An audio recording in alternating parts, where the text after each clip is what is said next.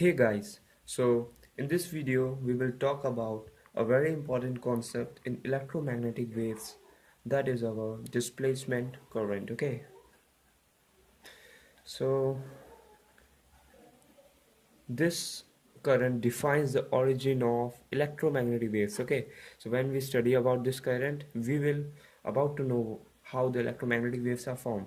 That's why it is very important to study this topic before the origin of electromagnetic waves. Okay, so let's assume a circuit with a capacitor like this. There's a battery here. So before this you have to know about what is Ampere's circuital law. Okay, so what our Ampere's circuital law says that the line integral of magnetic field is mu naught times the current threading through the loop. Okay, so Ampere said that whenever there is a loop, he called it as Amperian loop, the magnetic field around this loop is equals to the mu naught times the current threading through the loop. For example, this is the current, so this threading through the loop, so the magnetic field is mu naught times it. Okay, now what Maxwell observed, is another scientist here, Maxwell. So he done all this observation. He made a capacitor circuit. So he placed an Amperian loop here. Okay, so there, since we know that there's a battery, so there's a current here. So there's a magnetic field. He found here magnetic field because there's a current flowing through this loop, and here find there magnetic field. But what happens here, since we know while charging of capacitor, okay, while charging there is a change in electric flux. Okay, the electric flux is continuously changing with time, but there is no current. Okay, current is zero inside the capacitor when it is charging. Okay, so this is the point from the electrostatics. So if there is no current inside the capacitor, no current, so according to the Amperian circuital law, if there is a no current inside the capacitor, so B will also zero. But what an interesting observation Maxwell noticed here, that when he put a Amperian loop here, okay, Amperian loop is just an imaginary concept. So when he put an Amperian loop inside the capacitor, he find B there. There's a some value of B. So there is no, B is not equals to 0 here. Okay, inside the capacitor there is no, not, the B is not equals to 0. Okay, so what we get, there's a current inside this loop here, we get magnetic field here, but there is no current. But we get a value of magnetic field here, but according to the Amperian circuitry loop, if there is no current, so there is no magnetic field also, but we get magnetic field. So what is this current? If there is no current, according to our electrostatic, means when the capacitor is charging, so how this magnetic field is produced inside the capacitor. Okay, so we will talk about this, that this is known as displacement current. This is an interesting current. So that is the displacement current leads to the formation of magnetic field inside the capacitor. Okay, so we know I is equals to dq by dt, means charge per unit time, its derivative. We know from Gauss's law. Okay, what we know from Gauss's law, phi is equals to q upon epsilon naught. Okay, phi electric flux is equals to charge upon epsilon naught. So our charge will equals to phi into epsilon naught. So put this value of charge here. Okay, so we get I is equals to d phi epsilon naught by dt. Okay, so put epsilon naught outside since it is constant, so we get d phi e by dt. So this is the displacement current value, and how this is formed. Okay, I will talk about this. So this is the displacement current. We can define it as the displacement current is a change in electric flux per unit time. Okay, so since we know inside the capacitor when it is charging, okay, a charge form here, plus induction charge comes here, so there is continuously there's a distribution of charge. Oh, in these plates. So this forms electric flux. Okay, since charge is increasing, so electric field is also increasing, so means electric flux is also increasing. Means what we can say about increasing, that it is changing. Okay, it is changing. So since the electric flux is changing, so this electric flux changement leads to a current called displacement current inside the capacitor. Okay, inside the capacitor the electric flux is changing because of the charging, and this change in electric flux produce the displacement current, which forms the magnetic flux inside the capacitor. Okay, so these observations were made by Maxwell. So he said that there's a need to modify our Amperian circuital law. Okay, is need to modify our Ampere circuital law, because it says that when I is equals to 0, the B is also 0, but this I is conduction current. Okay, so he modifies. Okay, so he modifies that.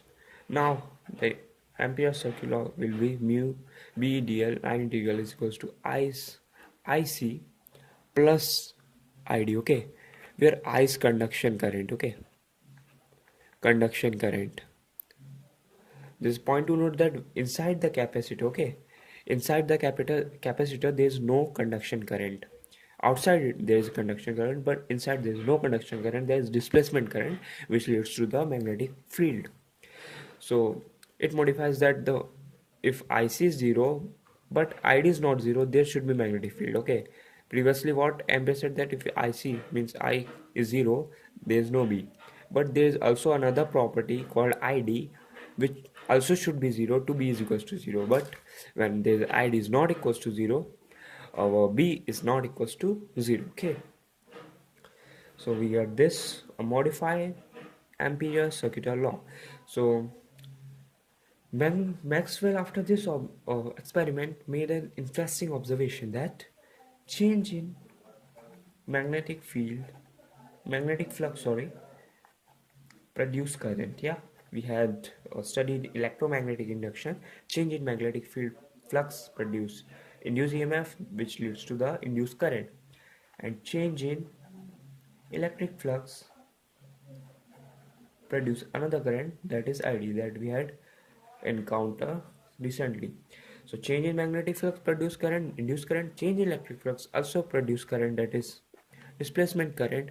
So change in electric flux and change in electric magnetic flux are both equivalent quantity, means they are complement to each other. Means when there is a change in electric flux, there is also change in magnetic flux. Okay, so means these are complement quantities. So this electric flux and magnetic flux are complement to each other. Okay, means they are mutually perpendicular. Okay, so there's electric field here, there's a magnetic field here. Okay, so this complementation, or we can say this equivalent, leads to the formation of waves. Okay, this is the direction of propagation. Okay, the change in electric field and change in magnetic field produce a wave. Okay, this is the direction of propagation of wave. So these directional propagation, electric field and magnetic field, these are complement, or we can say these are mutually perpendicular to each other. So this change in electric field, this change in magnetic field produce a wave, electromagnetic wave. So thus Maxwell discovered the phenomenon of electromagnetic wave.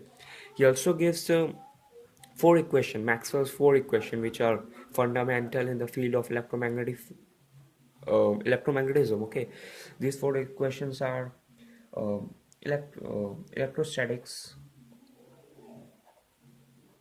He leads analogy from the electrostatics, that Gauss law in Gauss's law in electric field. What we have said, that E ds is equals to Q upon epsilon naught. He made this first equation, and he made the second equation as Gauss's law in magnetic field, or we can say that Gauss's law is magnetism, or we can say here Gauss's law in electrostatics. So Gauss's law in magnetism is 0. Why 0? Since we know that this is a magnet, say north and south, these are bipolar. Okay, magnet are always bipolar, they are not unipolar like charges. Okay, so as the magnetic field form from go from north to south, the magnetic field comes here from south to north. Okay, there's a continuous circular loop, so the net change in magnetic flux will be zero. So this is zero. He made third equation as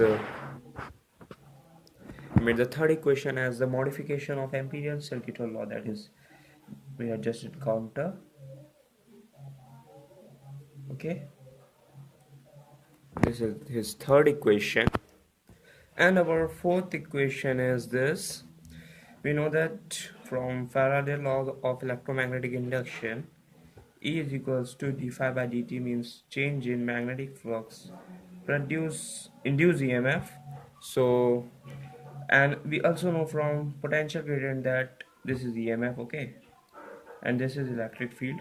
Electric field is equals to potential gradient, that is dV by dl, or we can put V as dE, means EMF upon dl. Okay, so put this EMF into this, so we get d by dl and here d phi by dt. Okay, so this is the Maxwell fourth equation, and now we had completed our displacement current and Maxwell fourth equation, which leads to the discovery of electromagnetic waves.